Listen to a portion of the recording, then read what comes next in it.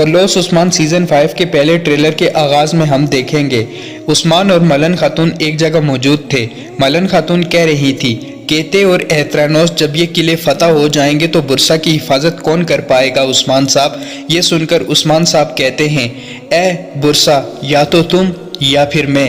دوسری جانب اورحان اپنے سپاہیوں کے ساتھ ایک جگہ گاتھ لگائے ہوئے تھا جس جگہ سے بازنطینیوں کا ایک قافلہ گزر رہا تھا۔ اورحان اپنا تعارف کرواتے ہوئے کہتا ہے میں عثمان صاحب کا بیٹا ہوں، جس کے بعد وہ اللہ اکبر کہہ کر ان پر حملہ کر دیتا ہے اور وہاں پر ایک بہت بڑی جنگ کا آغاز ہو جاتا ہے۔ یہاں یعقوب صاحب کا بیٹا جنگل میں موجود تھا اور کہہ رہا تھا سانجک کیس کے مقام پر ایک سپاہی آیا ہے اور وہ عثمان صاحب کا بیٹا اورحان ہے۔ یہ کہتے ہی وہ وہاں سے گزرتے ہوئے گھوڑ سوار پر جال پھینکتا ہے اور اسے گھوڑے سے نیچے گرا دیتا ہے۔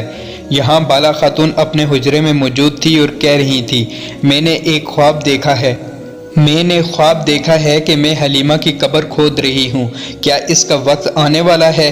جس کے بعد ہمیں علاء الدین کو دکھایا جاتا ہے جو کہ کوئی دوائی تیار کر رہا تھا۔ پھر وہ سلطان کے محل میں داخل ہوتے ہوئے کہہ رہا تھا میں عثمان صاحب کا بیٹا علاء الدین صاحب ہوں، میں یہاں پر سلطان حضرت سے ملاقات کرنے کے لیے آیا ہوں۔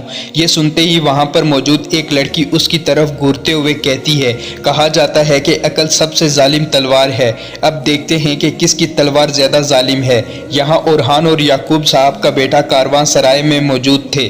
یعقوب کا بیٹا کہہ رہا تھا ہم خود سے چھوٹوں کی جیت پر خوش ہوتے ہیں۔ یہ سن کر اورحان کہتا ہے اگر ہماری جیت سے تمہیں خوشی ہوتی ہے تو ہم تمہیں مزید خوشیاں دیں گے۔ ناظرین محترم، اس کے بعد ہمیں یونس ایمرے کو دکھایا جاتا ہے۔